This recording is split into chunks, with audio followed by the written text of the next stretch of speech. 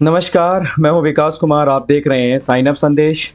तो मैं आपको बता दूं कि पिछले बीते दिनों एक विवाद जो कि गौरी विहार सरोजनी नगर क्षेत्र में चल रहा है। गीता देवी गुप्ता जी जो हैं उस एरिया की पार्षद हैं और ये विवाद जो है वो मूर्ति विसर्जन को लेके काफ़ी दिनों से चल रहा है और उसी विवाद को लेके आज मीडिया से फिर से जो है माता जी ने बात की है और बात के दौरान में ये बताया है, उन्होंने सीधे जो है निशाना प्रशासन पे साधा है और उन्होंने ये बोला है कि प्रशासन जो है बस आश्वासन दे रहा है और हमारे लिए वो कोई भी कार्य नहीं कर रहा है, कोई भी कार्यवाही नहीं हो रही है, बस आश्वासन दिया जा रहा है।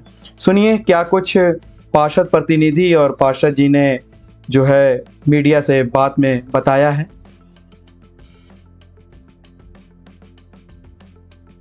क्या है पूरा विवाद? हम लोग हर साल जो है दीपावली में जो भगवान की मूर्तियाँ निकलती हैं उन मूर्तियों को इकट्ठा करते हैं और इकट्ठा करके जो एक जगह स्थान पर एकत्रित करने के बाद साई नदी पर इसको विसर्जित करने का काम करते हैं। इसी कड़ी में हम लोग इस कार्यक्रम को श्री धीरेन्द्र बहादुर जी हैं, श्री बाबूलाल लोधी जी हैं और तमाम माता जी अपने महिलाओं कार्यकर्ताओं के साथ क्षेत्र की जनता के साथ इस कार्यक्रम में लगी थी। अभियान अच्छा सा चल रहा था। गौरी विहार में जब हम लोग पहुँचे हैं वहाँ पर साधना गुप्ता अपनी पूरी श्रीमती साधना गुप्ता जी अपनी पूरी टीम के साथ वहाँ एक प्लानिंग कर चुकी थी। इस बात की हमें घटना की जानकारी नहीं थी। जैसे हम लोग पहुँचने पर ही है वहाँ एक सोनम गुप्ता हैं। सोनम गुप्ता ने सबको अलग अलग पार्ट दिया गया था। सोनम गुप्ता ने तुरंत जो है इस बात को वहाँ चर्चा का विषय बनाया और साथ में जो है बार बार वो उस गली की तरफ देख रही थी जिससे उस साधना जी का मकान आता है कि साधना जी जल्दी से आ जाए और कुछ इसमें जो है ऐसा काम कर दे कि जो उनकी मनसा थी पूरी हो जाए। पूरा से मैंने क्या देखा, भागते हुए संजय गुप्ता हैं और माता जी से बोला कि तुमको गोली मार देंगे। कुछ बोला, कान में नहीं पता क्या बोला और साथ में गाड़ी के आगे बैठ गए। और उसके बाद सोनम गुप्ता कहने लगी हमसे कि चलिए आपको हम रास्ता दिखा दें संजय भैया, चलिए रोड हम आपको दिखा दें और हमारे साथ चलिए। तो हमने कहा ठीक है चलिए आपके साथ। जैसे मैं उनके साथ 2 कदम बढ़ा, उन्होंने मेरा हाथ छोड़ के मेरे कंधे पर हाथ रखा और मेरे कान में बोला कि जो है साधना दीदी ने बोला 2 लाख रुपए दे दो, नहीं तो निपटा देंगे। मैं तो कंधे से हाथ हटाया। मैंने कहा ये सब कुछ नहीं, मेरे कहने की देर थी। साधना गुप्ता ने तमाम साथियों को फ़ोन से बुलाया और साथ में फ़ोन करने के बाद जब घटना और आगे बढ़ी तो उधर से मैंने देखा कि पूजा सिंह आ रही हैं और उनके साथ 5-6 महिलाएं जो नकाबपोश थी, जो पूर्व में हिंदू खेड़ा में एक ज़मीन खसा संख्या उस पर कब्जा करने का प्रयास कर रही थी। वो वही महिलाएं थी जो नकाबपोश थी। वो दूर से खड़ी थी, उनके पास कुछ हथियार टाइप के थे जो कि दूर से दिखाई नहीं पड़ रहे थे।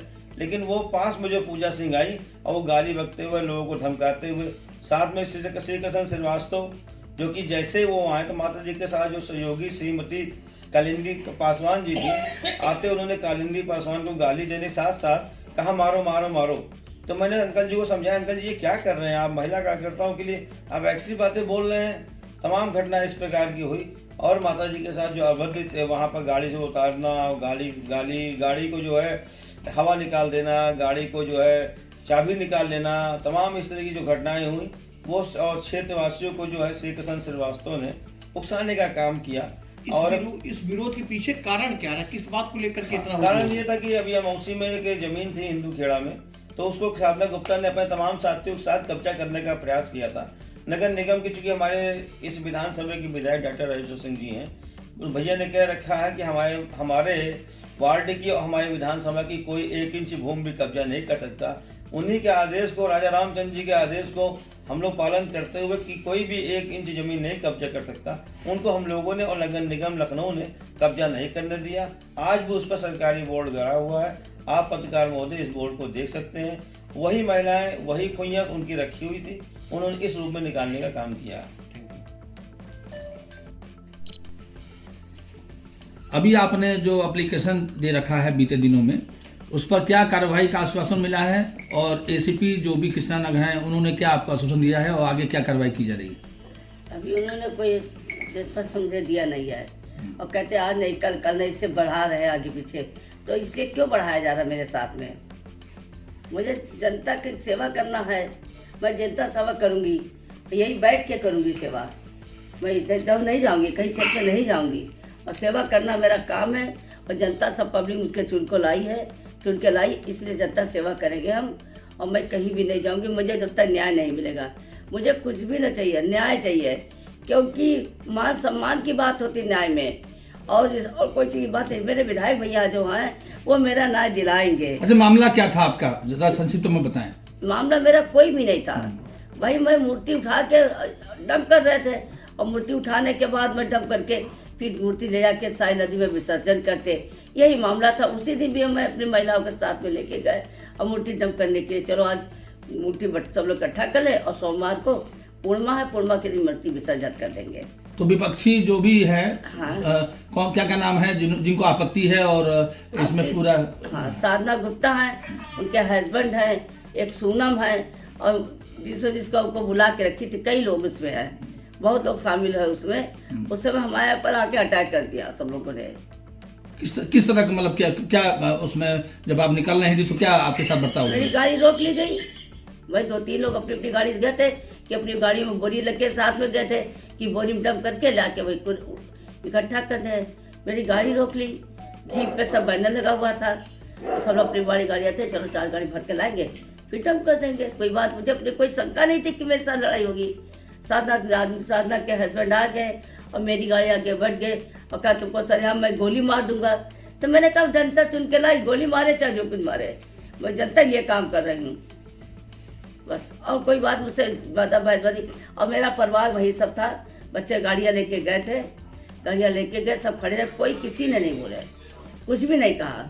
और जो औरत थी, लेडीज मेरे साथ में महिलाएं गई थी, वो भी कुछ नहीं बोली, किसी ने कुछ भी नहीं कहा। स्थानीय पुलिस का क्या सहयोग रहा या उसमें क्या देर कर रही है? मैं क्या बताऊँ क्या देख कर, पुलिस के साथ साथ देर हो रही है। मैं तो रोज गुहार लगाती हूँ सरकार से कि मुझे वो चाहिए, न्याय चाहिए, मुझे न्याय मिलना जरूरी है। कि मैं अब ज़्यादा दौड़ने की तो अभी मेरी बहुत क्षमता है कि मैं बहुत कुछ कर लूँगी, जनता का काम करती रहूँगी, यही बैठे बैठे काम करूँगी। जब तक न्याय नहीं मिलेगा तो मैं क्षेत्र में कभी नहीं जाऊँगी। हमको न्याय दिला के रहिए राजेश्वर भैया, आपसे हम हाथ जोड़ के विनती कर रहे हैं कि मेरी अपनी माँ का ध्यान रखते हुए मुझको न्याय दिलाइए। कोई कार्रवाई नहीं